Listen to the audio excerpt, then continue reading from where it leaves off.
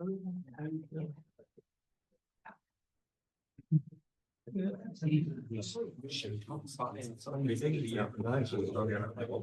you all for joining. We'll get started in just a moment once we get everyone on Zoom.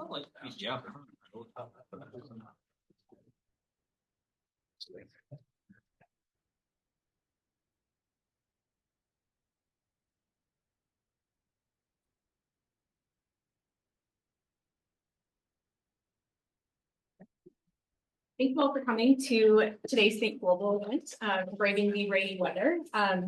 My name is Ganga Murthy. I am an assistant professor of pediatric infectious diseases and global health here at Duke. I'm also the medical director for pediatric stewardship at Duke. I'm excited to moderate today's panel. We have a group of really esteemed guests who are experts in a diverse array of fields. Their full bios are online, but we'll be able to introduce them just briefly. But if you'd like to know more about them, their bios are available. So today's panel is titled Fighting a Hidden Pandemic, Strategies to Prevent Antimicrobial Resistance in Low Resource Setting. This session is recorded and it will be posted publicly. And we will have time for Q&A both from the audience here in the room as well as those online. And so if you're in the room, you feel free to just raise your hand when we get to the Q&A portion, and for those online, you can put questions into the chat at any point and we'll monitor those and get to them. So before we begin, I just want to give a landscape of antimicrobial resistance globally. So antimicrobials, including antibiotics, antivirals, antiparasitics, and antifungals, have saved billions of lives. They're a foundational pillar of medical progress, but we now live in the global threat of antimicrobial resistance. The emergence of drug-resistant bacteria make infections increasingly harder to treat. AMR can lead to longer hospital stays, higher medical costs for both patients and for health systems, as well as increased mortality. There are many drivers of AMR. Some of those include overuse and misuse of antibiotics in humans, animals, and in agriculture. There's also inadequate infection prevention and control in many places in healthcare settings, and climate change also plays a role in AMR. It's recognized as one of the top 10 threats to global health by the WHO, and it's been directly responsible for 1.3 million deaths annually and contributes to an additional 5 million deaths. 1 million of those attributed deaths are in children less than 5. And the impact of AMR and mortality is really highest in sub-Saharan Africa as well as in Southeast Asia. So, I say all that just to say that this is a silent and rapidly growing threat that's straining health systems worldwide, and we really have a lot of ways to address this. And so our panel today will be sharing some of their perspectives on ways to move forward.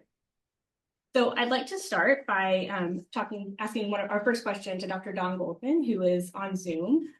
Dr. Goldman is the Chief Scientific Officer and Emeritus and Senior Fellow at the Institute for Healthcare Improvement. And he's really an expert in healthcare systems and how to improve the quality, safety, and value of healthcare globally. So Don, you wrote a perspective speech in the New England Journal, or a perspective that was published in the New England Journal of Medicine, and you discussed how controlling the global AMR crisis requires an integrated systems-based approach.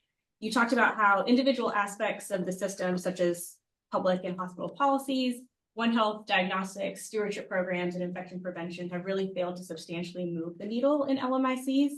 And we'll talk a little bit more about those individual aspects with our other panelists, but I want to start with a broad view. So my question to you to start is, why has progress on antimicrobial resistance been so slow, and how can a whole systems approach accelerate our progress globally? Well, thanks for the question. You just nailed it, really. You explained that one needs an integrated end-to-end whole system approach in which everyone knows their role and understands the entire system. And that's true everywhere. It's true in the United States and high-income countries, but it's especially true in low-income, low-resource settings. And when we think about that, it may seem that these countries are far away, but this is a global issue. So one example, New Delhi carbapenemase and Klebsiella. People in New Delhi weren't happy about it being called that because it's not at all clear that they were responsible. But nonetheless, that was in the United States at the National Institutes of Health Clinical Center within the year. So it's a global problem. So we need to pay attention to the fight against AMR in those low resource settings. So what do we mean when we say an end-to-end system or a whole system? Where does it start? What am I talking about? So it starts with the culture. So somebody's got to do a culture to get it in the system so we know how to treat people. And think about that. Is the person obtaining that culture knowledgeable about the proper method to do it? Are they taking cultures appropriately or willy-nilly or not at all? Who pays for that culture? In many places, it's the patient. If you make the patient pay for it, that culture just may not be done. Then, of course, the culture has to be transmitted to the laboratory, and it gets to the lab. Is the lab well resourced? Do they have enough people to do it? Are they well trained? Did the most trained person just leave because of the pressure of the workload or whatever? Is there good quality control? Can they turn around a specimen fast enough so that the clinical staff can act upon it? All that is really important, and you may want to focus on improving the lab. I may, if we have time later, tell you about an anecdote about just how your assumptions about laboratories can prove to be false. Then, of course, the lab has to report the result. If it's a critical specimen like a blood culture, it's got to get back fast. We know that if you don't give antibiotics very quickly to people with bloodstream infection, they die more frequently. When the report is issued, finally, does it get to the person who needs to know, or does it get lost somewhere in the system? Is it in a form a doctor can understand? You know, some of these reports, you look at them, I barely understand. I ran a microbiology lab for 20 years. When clinicians do see the report, if they see it, do they act upon it? What happened to the patient? Oh, the patient left. Okay, how do we find that patient? Or, wow, I've read the report, but I really don't know what to do, and maybe I don't believe it. So this is a really big problem in one country where I was working recently, a country, I'm not going to be specific about where this was, but when we looked to see in a brief survey what percentage of physicians had actually seen the microbiology report, only a fraction of them had seen it. And of those who did see it, only a fraction had actually made a change or initiated antibiotics based on that report, in large measure because it took so long the patient had left the hospital. Then, of course, the data has to be organized, analyzed, and reported so doctors know, well, what's the local ecology here? What do I need to worry about? How bad is the resistance? You know, recently there's a report from Vietnam where people were coming into the hospital from the community with infections that were resistant to virtually all the drugs that were available in Vietnam. So you got to know about that if you're going to give empiric treatment to people who are arriving in your clinic or your hospital. Obviously, if you don't know what's going on in the community, you're not culturing people who show up at remote clinics in the rural area, you don't have a good sense of that ecology. And then just quickly, you mentioned infection control, I think. If your infection control isn't up to snuff and these organisms are spreading in your facility, that's an issue, because even though you think you know what's going on with the patient, tomorrow they may be colonized or infected with a very resistant organism that's circulating in your environment. And then do these folks know how to actually improve? You know, I'm a quality improvement person, an improvement scientist, implementation scientist. I found that in general, people working in the low resource settings, and sometimes even in the United States or the UK, don't have those tools to actually improve in real time. So I guess what I'm saying is it's a complex system where failure at any one point can lead to failure in terms of the patient getting the treatment they need that's appropriate for their infection and is responsive to whatever resistance their organism has. Partnerships here are key. It's very fragmented. You know, a NGO or whatever will come in and work on the laboratory, intensively work on the laboratory. Well, that's great, but if the clinicians aren't getting the reports and aren't trained to act on those reports, what good is that? If you're working on stewardship, you know, you're bringing in a consultant to help with antibiotic stewardship, somebody from the United States, a real expert, but the laboratory can't turn around a blood culture in a septic patient. You're kind of dead in the water with your program. So I guess that sums it up. I don't know if I exceeded my time, but I tried to be brief. Thank you, Don. That's excellent. I appreciate that. So we're going to delve a little bit into some of those individual aspects that we laid out. And my next question is for Dr. Sitha Kerr, who is a professor of molecular epidemiology at the College of Veterinary Medicine at North Carolina State University and the director of the Global One Health Academy. I know you'll speak a little bit more about your research focus, but it's really on understanding the complex chain of events that occurs in the development and spread of AMR between humans and animals and incident pathogens. And so, as Don said, this approach is multifactorial, and one aspect of that is One Health and the interface that occurs between all of those things, humans, animals, and the environment. And so, could you briefly share with us a little bit more about One Health as it applies to AMR and help us understand why studying the environment and animal reservoirs is really important to this work? Yes, and I'm going to start my 5-minute timer. Great. So, how many of you have heard about One Health? That's wonderful. So I think the pandemic has made it much more easier for us to understand the interdisciplinary approach of One Health. So basically, you're using an approach to sustainably optimize the health of humans, animals, plants, and our environment together. Right. So you've seen the prices of eggs go up, and one of the reasons for that is, since the start of this year, around 20 million birds have been euthanized. Because of the high path avian influenza. And then we also know it has trickled into dairy cows and then into humans. Another very good example of why you need a One Health approach. But I think the perfect example, a perfect model for One Health is to really study antimicrobial resistance.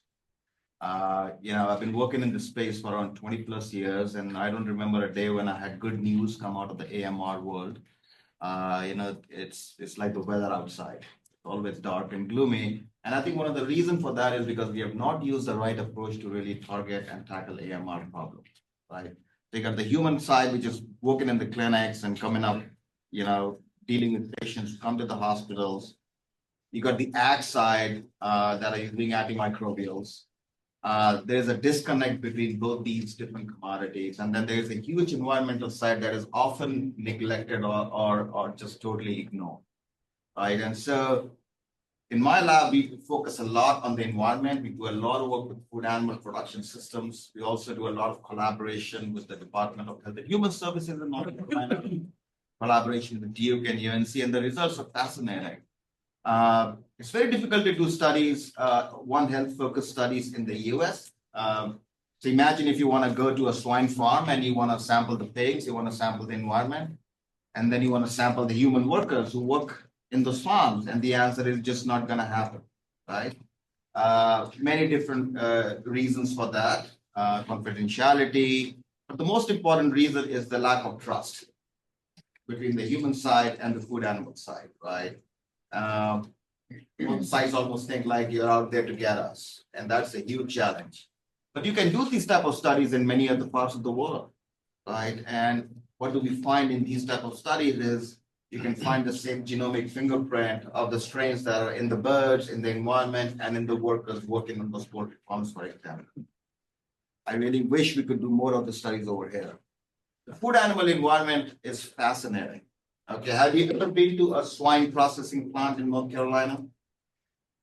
The North Carolina is the second largest pork producing state in the US after Iowa. Around 14% of the pork production happens in North Carolina. The slaughter plant in Tar Heel, the Tar Heel slaughter plant processes around 35,000 pigs in one day. Okay. You go there and it's a fascinating environment and you learn a lot just by sampling the environment in the farm. Just to give you an example, how the dynamics of the pathogen changes. And if you don't focus on the environment, you miss a massive amount of picture that what you're buying in the supermarket is very different than what you're seeing, what these animals are going through. So just to give an example, the farm population in a pig gets changed in the slaughter plant area environment in a matter of 4 hours. The slaughter plant environment population of these pathogens is so dominant that in a matter of few hours, it completely wipes out the population of the farm. So what you find in your finished product is actually the population that's existing in the slaughter plant environment, right? So my lab runs the FDA's National Antimicrobial Resistance Monitoring System for retail meats and seafood for the entire state of North Carolina. So the seafood and retail meat that you buy in supermarkets, my lab generates the resistance profile. And we have been doing this for more than 5 years. And it's really fascinating, the disconnect that we see between the work being done in medical schools as compared to work being done in food ag and other spaces. And I think One Health allows us to create that environment where you can actually work together, right? So the last two major multi-state foodborne outbreaks in humans, can anybody tell me the last two outbreaks that included more than 40 states? What was the sole reason? What was the source of infection in those humans? Animal waste. I'm sorry? Animal waste. No, it's backyard poultry. Okay, so the last two big salmonella infection in the humans came out of backyard poultry, involved more than 40 states, right? So when the pandemic happened, everybody wanted to raise chicken in the backyard, right? Is backyard poultry regulated by USDA? It's not, because your backyard is different than my backyard. It's very difficult. These are small factors. What is the definition of local food? People think local food is something grown like 5 miles down the lane. It can be up to 500 miles. I think that the lack of trust, awareness in this One Health space is very important. And I think that's why physicians, veterinarians, environmental scientists, we all need to work together. If we don't do this, we're not going to see any new class of antimicrobial being developed anytime soon, because the ROI is just simply not there for big pharmaceutical companies. I believe the knowledge of antimicrobial came almost 2 decades ago. Most of the drugs are side chain modifications of existing ones, right? And then pathogens don't respect international boundaries. So you have hot zones in different parts of the world. So global surveillance is very important. Like the FDA's Genome Tracker program. I run that program in my lab as one of the many other associated affiliated labs throughout the world to really understand how these strains are evolving in different parts of the world. And so building a network, really working in that One Health space, I think is very important if you really want to find some solutions to the AMR problem. All right, I've gone for 6 minutes, sorry. It's okay. Yeah, thank you, Sid. So I think to bring some perspective on the human side of this, our next question is for Dr. Gayatri Tilakaratne, who is an associate professor in infectious disease and global health here at Duke. I believe she's in Sri Lanka right now, where much of her work is based, and really her research interests are in developing novel diagnostics and strategies to improve antimicrobial use in the research setting. So Gayatri, I think much of what I said, as I said, much of what you do is related to diagnostics and clinical decision making, which can be particularly challenging in low resource settings where clinicians have to make decisions without the same amount of data that we are privy to here in the United States and in many other high income countries. So from your perspective as a clinician and a researcher, what diagnostics are of greatest need to advance the fight in AMR? Well, thanks, Ganga, and thanks, everyone. Can you all hear me okay? Well, I'm really honored to be part of this esteemed panel. I think it's well recognized by now that diagnostics are a cornerstone in managing infectious diseases, and the value of diagnostics became evident during the COVID-19 pandemic. At the level of the individual, diagnostics are important for figuring out what's causing an infection. Is it a bacterium? Is it a virus? Is it a fungus? Is it a parasite? And what antimicrobials are effective against this organism?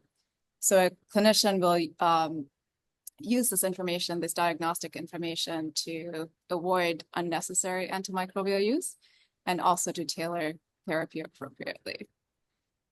So thinking about the greatest needs in terms of diagnostics to advance the fight against AMR, I came up with just 4 points that I'll mention briefly. I'll try to stay within time. The first is just increasing access to existing diagnostics in low resource settings. For many infections, we actually have great diagnostics that are accurate and that are rapid. And by rapid diagnostics, we're usually referring to tests that provide a result within 20 minutes so that the clinician can act on the result during that visit. But in low resource settings, the access to these diagnostics is often limited.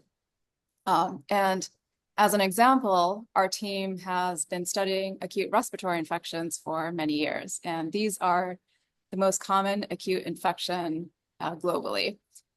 Each year, there are over 17 billion acute illness episodes. So the numbers are just staggering. If you think about it, most of us have a couple of respiratory infections per year. And diagnostics for identifying if these are bacterial infections, viral infections, those are not as readily available in low resource settings. And so just in terms of numbers, that's a lot of inappropriate antibiotic use that could be better managed with access to diagnostics. Another point in terms of increasing access to existing diagnostics, a lot of culture-based technologies are moving over to molecular-based technologies. So for example, if you're obtaining a blood culture in a hospital, figuring out what that organism is and what antibiotics work against the organism can take multiple days. But in the US and other high resource settings, we often have access to molecular diagnostics, which cut down that time by at least a couple of days.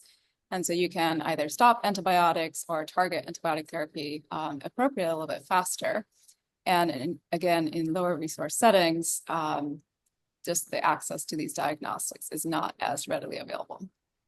So the second point in terms of needs is new diagnostics, and especially in for pathogens in tropical and subtropical settings, which tends to be concentrated in low resource settings. The acute onset of fever is one of the most common reasons that patients present for care in low resource settings. And this could be infections like dengue, malaria, scrub typhus, melioidosis, influenza. Just by looking at the patient, taking a complete physical history and complete physical exam, can't tell you what this patient is coming in with. And for many of these, what are considered tropical or subtropical pathogens, diagnostics that are rapid and that are accurate don't exist. So this is another need, I think, within the diagnostic space. And in 2003, the WHO came up with the assured criteria for developing new diagnostics in low resource settings.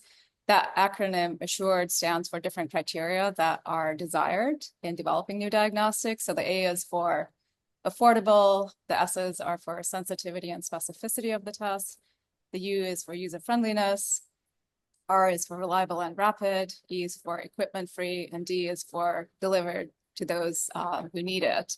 And so these kinds of criteria can help in the development of new diagnostics.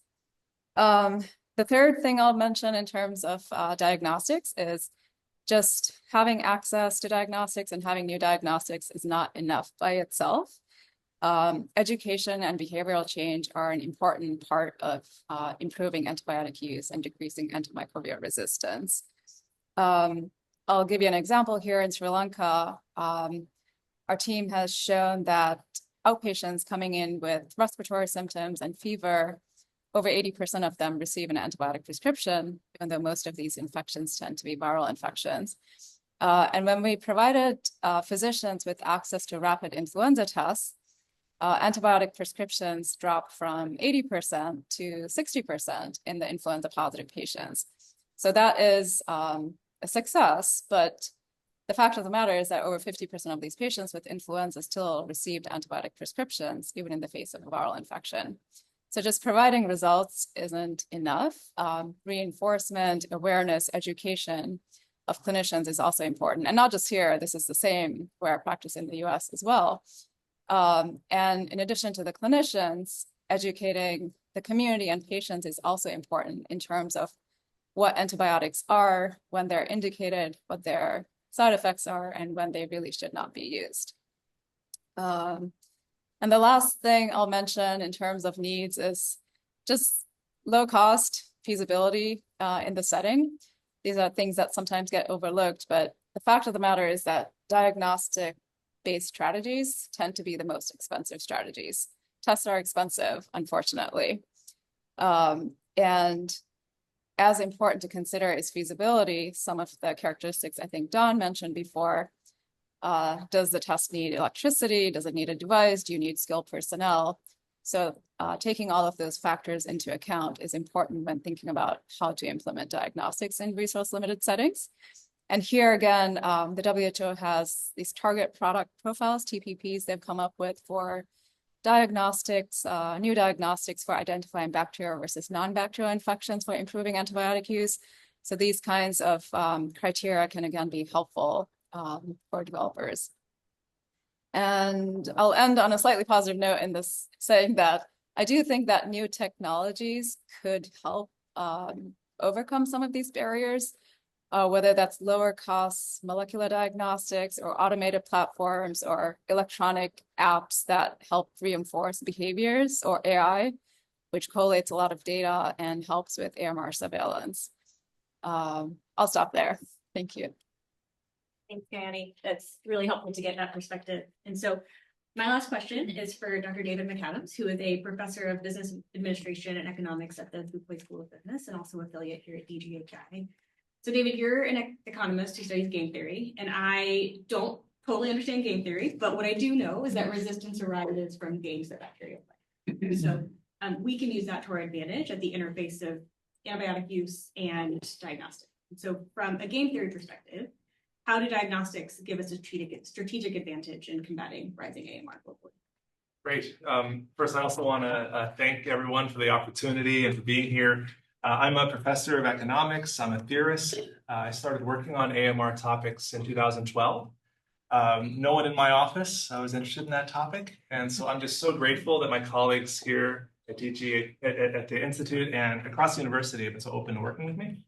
I think interdisciplinarity and cross-disciplinarity is a real superpower we have here at Duke, and I think I'm kind of like an example of that, and being here is a great opportunity. And I get to learn from these experts as well. So in terms of game theory and how it relates to antibiotic resistance, game theory focuses on the decisions people make and the consequences of those decisions. So the power of molecular diagnostics is that they provide information about the genetic makeup of an infectious pathogen. This in turn allows infected people, doctors, hospitals, and public health authorities to respond differently to an antimicrobial resistant infection than they would for an easier to treat antimicrobial sensitive one. So patients with an infection, say that's resistant to a first-line broad spectrum antibiotic, can be now treated immediately with a second-line antibiotic. Stronger transmission control measures can also be triggered. These efforts can take many forms. So consider these three examples. First, a hospitalized patient is found to be colonized with methicillin-resistant staph and is placed under heightened contact precautions. Second, a man is diagnosed with Cipro-resistant gonorrhea, prompting an intensified effort to contact, test, treat, and educate their sexual partners. Third, a child hospitalized with penicillin-resistant pneumococcal infection triggers a public health response. Authorities send a nurse to test and care for all of the children in their classroom. In each of these examples, the speed of the diagnostic is not necessarily essential. What matters most is that caregivers and public health authorities have both the capacity and the incentive to deploy diagnostic-informed transmission-disrupting interventions targeted against the resistant strain. But diagnostic speed does matter in a fourth sort of scenario. A parent brings their child to the family pediatrician with an ear infection. A rapid diagnostic test identifies the infecting pathogen, allowing the doctor and the parent to determine the best course of treatment. Not at all, the virus is causing the infection. Penicillin, if it's penicillin sensitive, or a more expensive antibiotic if it's penicillin resistant. By reducing inappropriate antibiotic use and enabling faster, more precise treatment, rapid molecular diagnostics allow us to cure patients more quickly while reducing so-called bystander exposure to antibiotics, which can increase the risk of future resistant infections.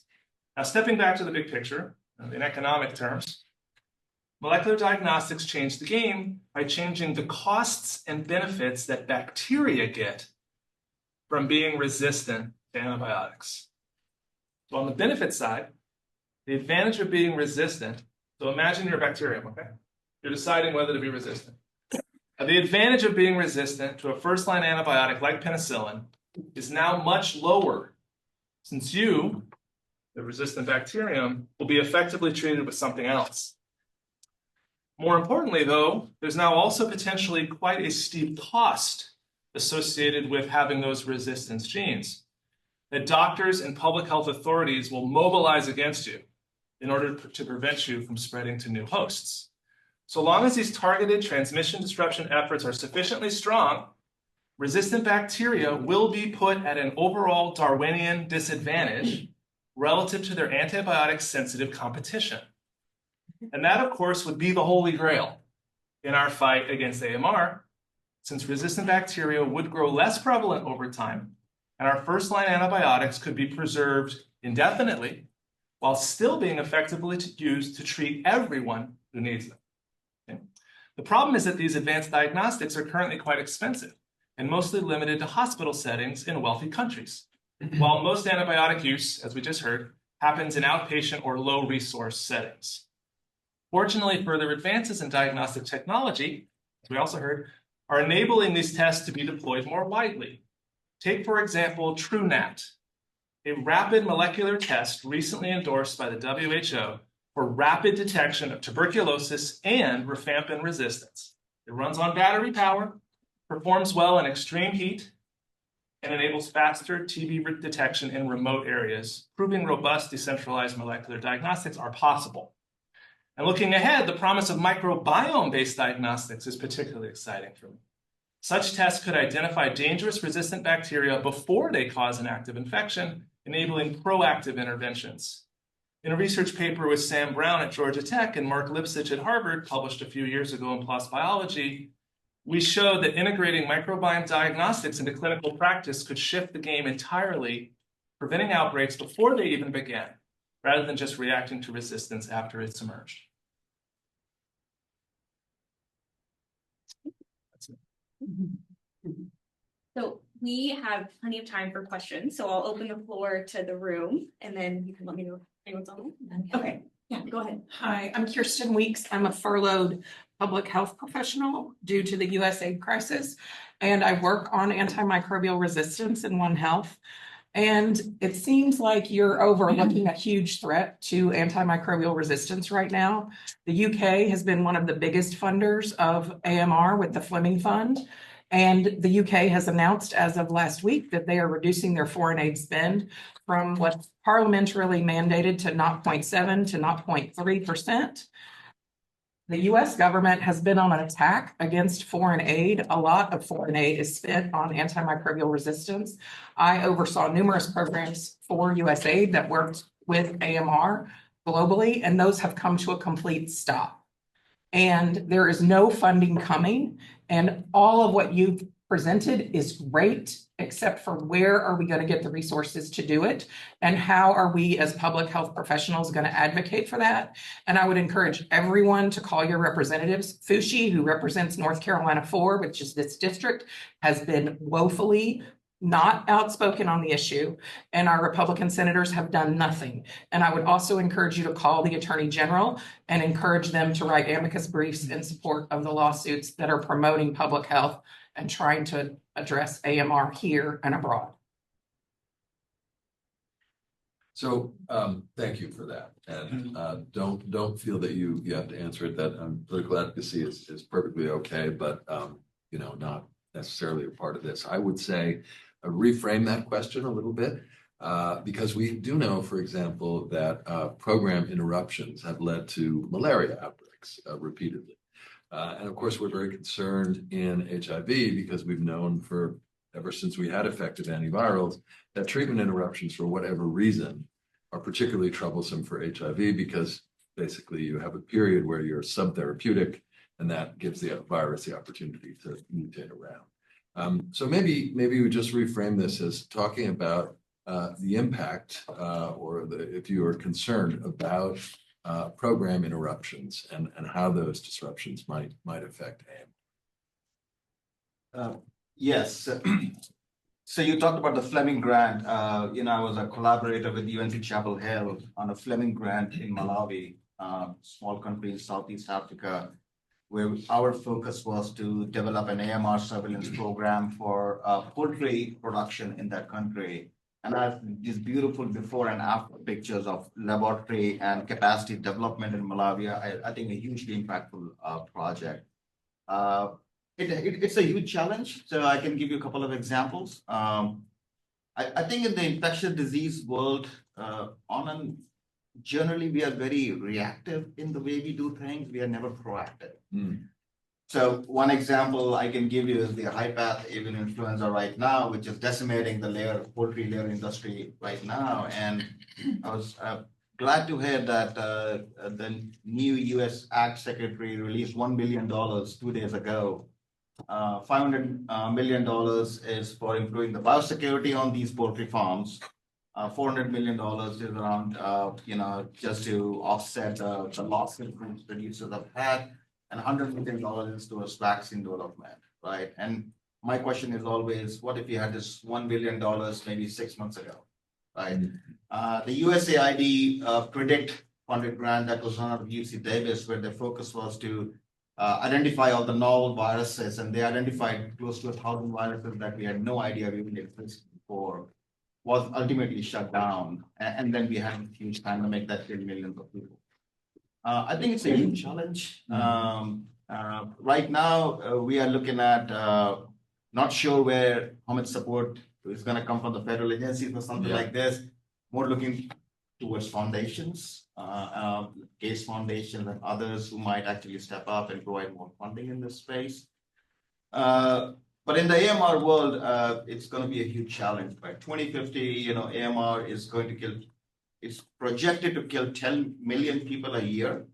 Cancer will be around 8.2 million people, right? And the evidence is already there. If you look at the 2019 world global data that was published in Lancet, we are really on a slow marathon towards that, 10 million people dying a year because of AMR infections. And I don't see any amazing global programs to stop it. I wish we had. But I've seen it's usually a very reactive approach than a proactive approach, unfortunately. Don, I see your hand up on Zoom. Yeah. So first of all, I really appreciate the comment from the furloughed individual.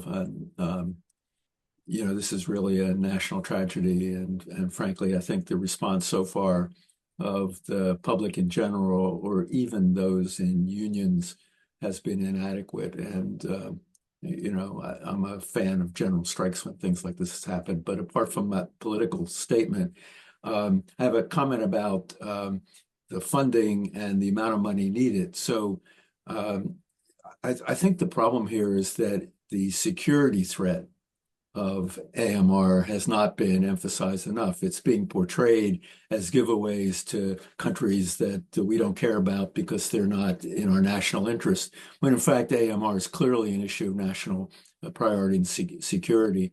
Secondly, what I found, and I don't want this to be taken the wrong way, I think there's a lot of wasteful spending on AMR because grants and philanthropy has gone to isolated pieces of the system without developing the kind of partnerships that would integrate the approach and really make progress. So what I've learned is that most of the countries that participate in these programs are plagued by the inability to sustain it once the grant goes away.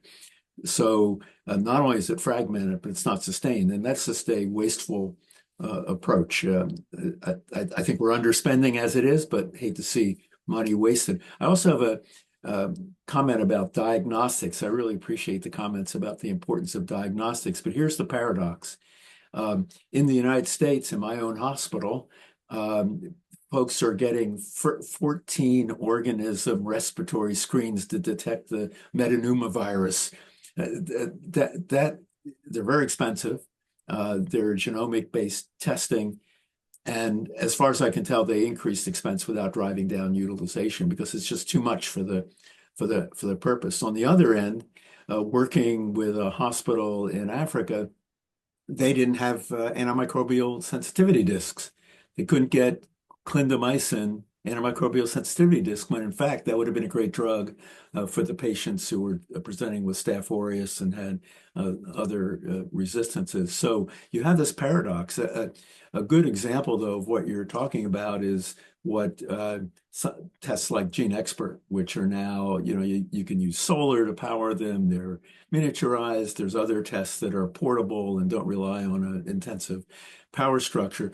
The problem is that most of these tests are being developed by people in economically advantaged countries for them, and then they figure out, well, how can they modify these for low resource settings? Rather than saying, here's a low resource setting, what can we design that will be good for low resource settings, and maybe it'll be so cheap and effective we can use the United States and drive down our excessive spending on healthcare. So there is some nuance in technology, but right now that pipeline from technology being used here to using it wisely here, to getting it through regulatory IP and delivery system issues to the point of care in other countries is tough.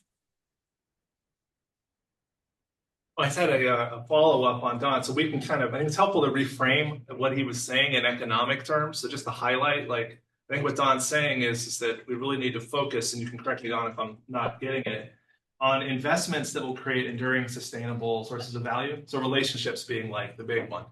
Or infrastructures that the people can use and continue using. That was the main point, but right. So I'll just stop there. Yeah. Some other points. Relationships as sustainability. You're the first person I ever heard say that. Love that. That's profound. Yeah, I had a kind of follow-up question to what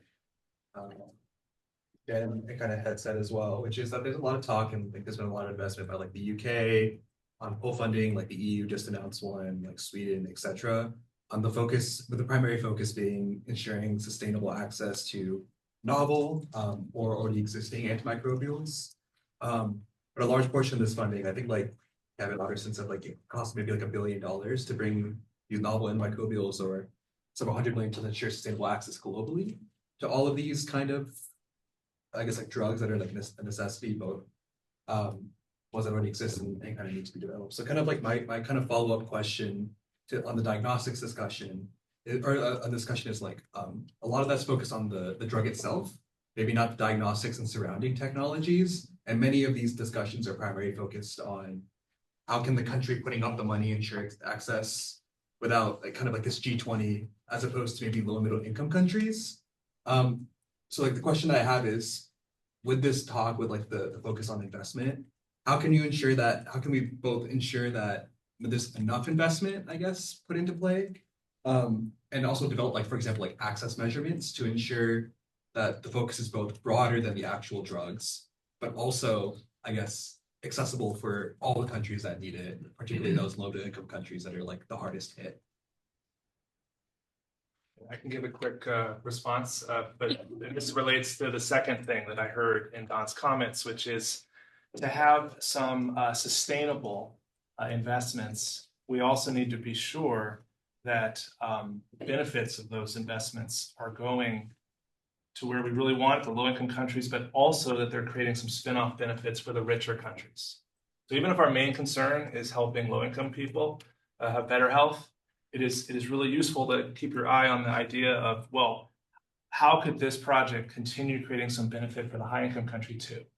So like Don mentioned one thing, which is a real stupidity of ours, not to realize that investments in low-cost, easy-to-use technologies could ultimately benefit us.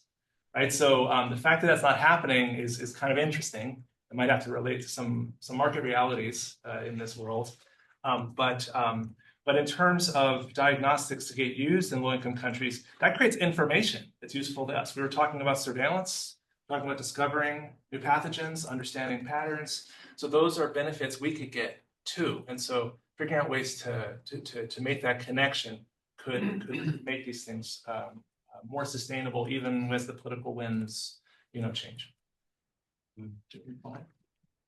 Yes, so when you talk about low to middle income countries, there has to be a buy-in from the local government. That's very important.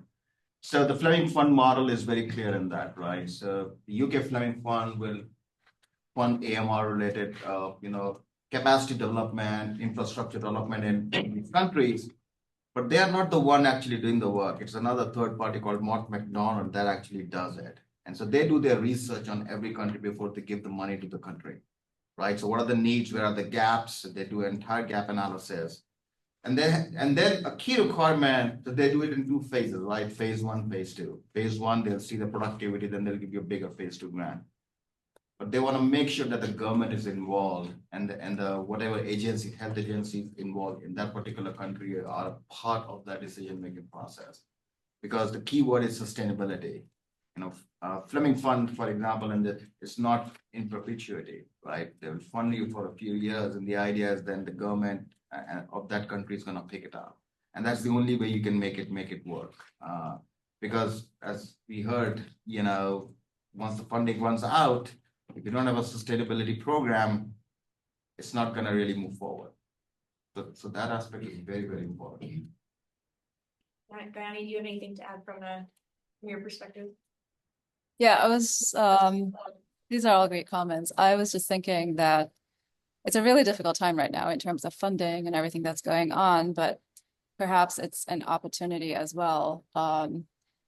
Most of our funding for our program comes through NIH, and we do diagnostics development, and most of it is based in the US, and we try to develop technology then that we could actually use in low resource settings.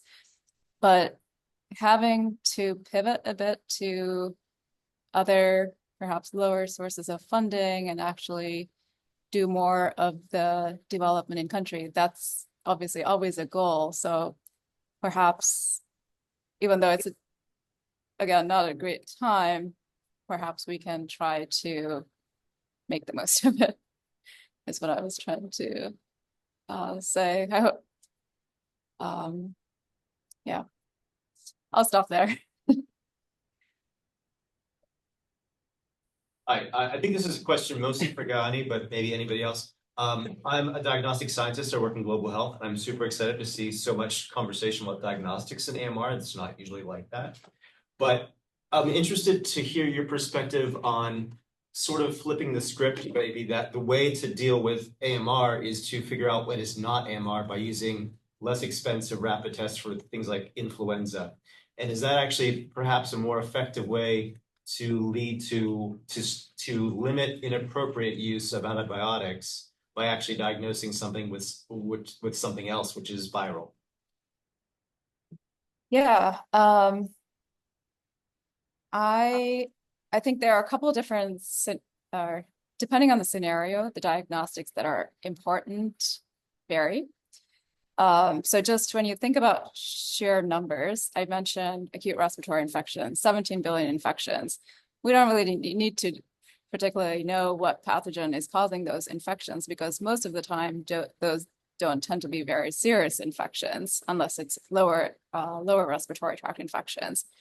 So in that scenario, a test which tells you if it's a bacterial infection or a viral infection, where you can look at perhaps the host response to infection, or protein-based biomarkers like CRP or procalcitonin, that may be all you need, and you decide, or you get the information that it's a viral infection, you stop the antibiotics, and that by itself can go a long way in terms of reducing inappropriate antibiotic use and hopefully downstream antibiotic resistance.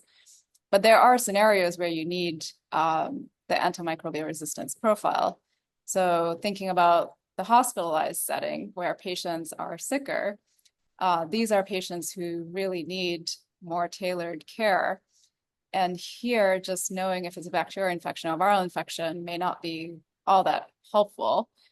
You probably need to know if they have a bloodstream infection, what the organism is, what antibiotics will be effective against that infection. And so in terms of treating that specific patient, and also for infection controls practices in the hospital, you need to know how much resistance there is and how to implement those control practices within the facility. And so depending on the scenario, I think the need in terms of what the diagnostic needs to do varies. But it doesn't have to be, as I think Dawn mentioned, it doesn't have to be fancy diagnostics that test for everything, for every scenario. In many cases, something simple could go a long way. But there are other scenarios where you want more detailed information, and especially for surveillance also. So not for the individual patient, but for just monitoring how much resistance there is, and how it's changing over time and transmitting between regions, countries. For that, you really do need to know the organism and the antimicrobial resistance patterns. There's one question. I'll read it out loud. John's actually in the middle of typing an answer, so maybe he can answer first. Okay. Okay, so the question is around AMR, our research and development. So do you have any insights on how we incentivize other LMICs to commit to AMR research and development? And maybe Don has an answer. Yeah, well, I was typing. You know, countries vary in their response to AMR and what they're willing to invest. In general, they do have a trouble addressing all the components of the system. I mentioned especially the clinical aspect of knowing what to do and having the antibiotics available to do it. That said, I'm always get a reality test when I look at the per capita funding available for health and healthcare in general, and then have to put this alongside with malaria control and TB control and you know, One Health issues and animals and environment.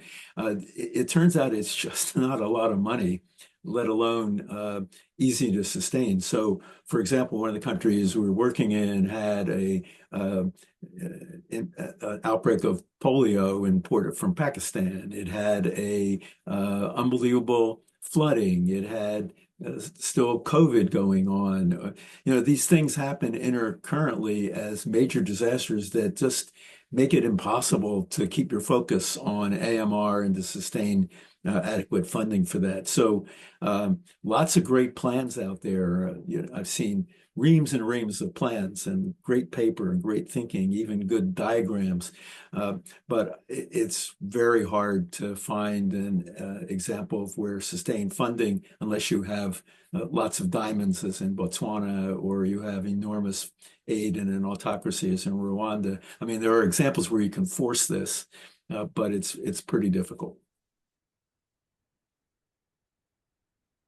Narratives are important. I should say that just heard a good talk at the Harvard School of Public Health actually on this data is great, and we all, epidemiologists in particular, we love our data, but there's nothing better than a powerful story of some child who came in with kidney failure to this hospital in Vietnam, and he was already colonized with a Klebsiella resistant to everything, and the drug cost you know, $20,000 and they didn't have it available and the kid died. So those kinds of things probably have as much of an impact as data from the Wellcome Trust. I was just gonna ask from. Yeah, I mean, I think the AMR world suffers from the movie Lost in Translation. Is how do you translate your fancy science into somebody that common person can really understand what the challenges are? So my key focus is when people ask me, you know, what can we do to really, you know, alleviate some of the challenges of AMR, I always come to two things: judicious use of antimicrobials and awareness.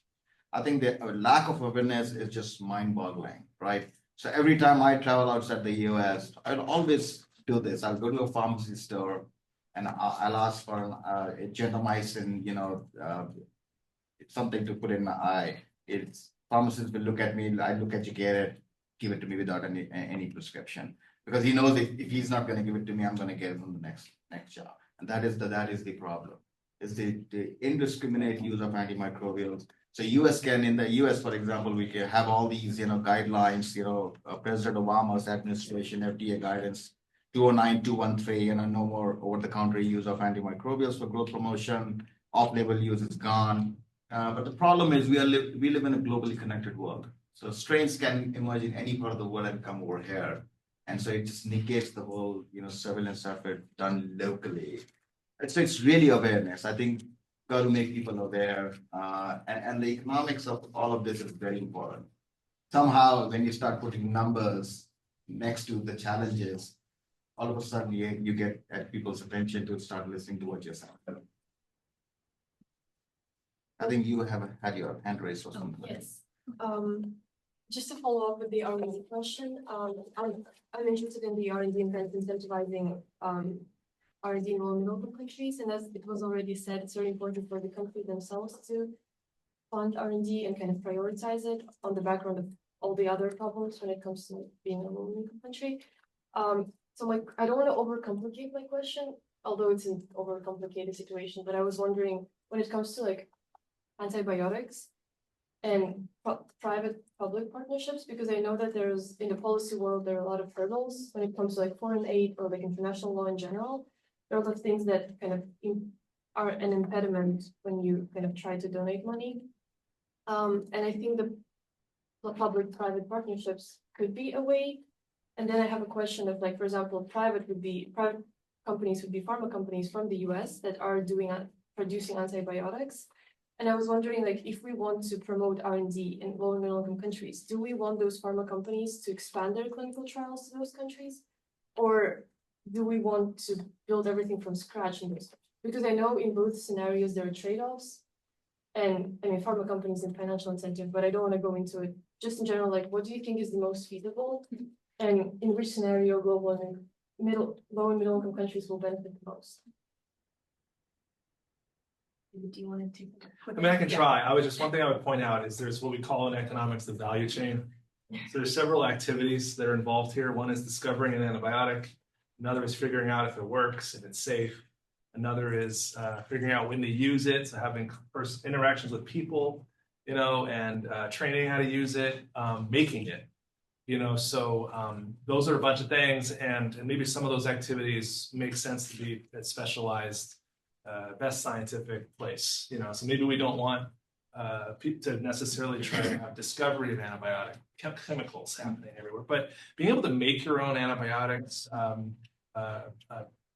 through surveillance, understanding the places where antibiotics are needed, supporting a culture of scientific excellence in those low middle income countries on the research topics that they can address because they're there. I think these are all things that would make sense to focus on. We're coming up on time, I believe, but what do you say? Okay, perfect. Just to wrap things up, I would like to ask our panelists one last question to answer just in one sentence or less. So I think, the weather outside is very bleak. The current landscape of global health has been somewhat demoralizing, actually incredibly demoralizing in the last several weeks. But I think that one thing everybody sort of touched on is the importance of partnerships and sustainability and how we can continue this work in a more interconnected way. And so I'd like to ask each of you, what gives you hope in this fight against AMR in the next decade?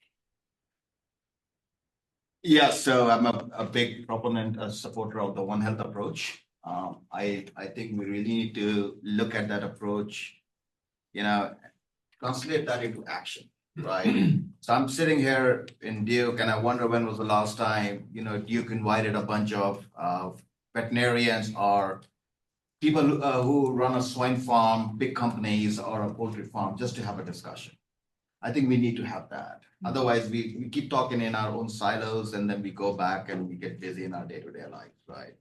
So my hope is that we can really translate in some of these things into real action and have some real conversations in that space with the idea that we are not here to point fingers, but we are here to find solutions.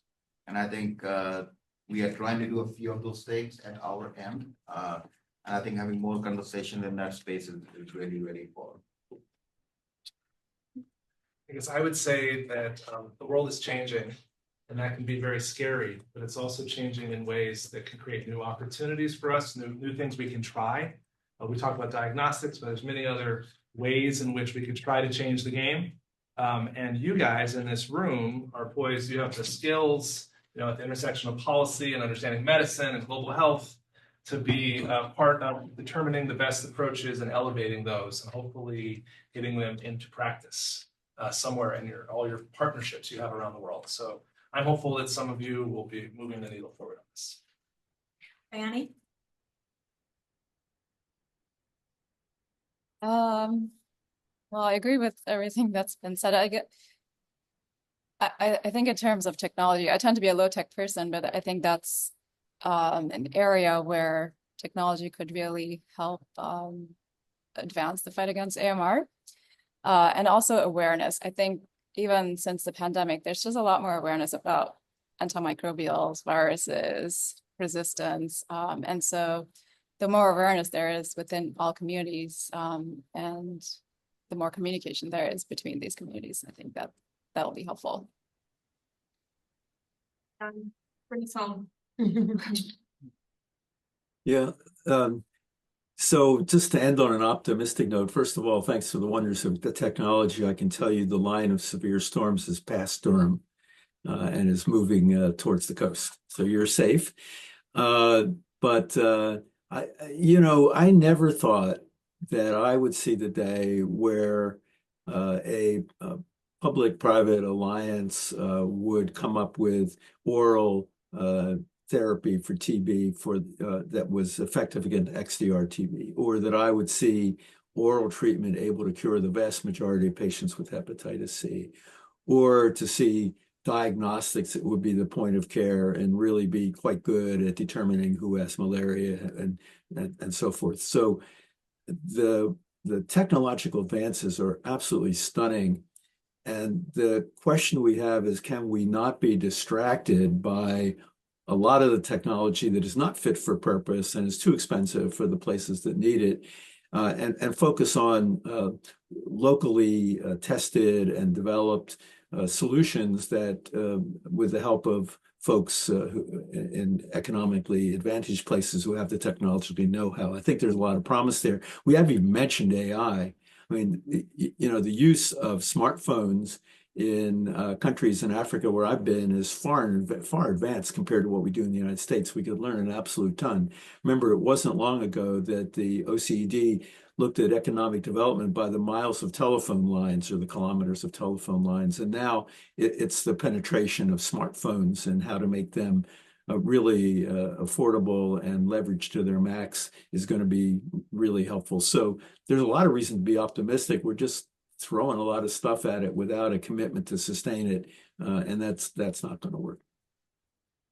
Well, thank you all for joining today, and thank you to our panelists for their insights. I think they're all open to continue this conversation, and this recording will be online by the end of the week. So thank you. We have to say a special thanks to Yanni because I think it's midnight where you are, isn't it? Well, Yeah, yeah. Well, thank you.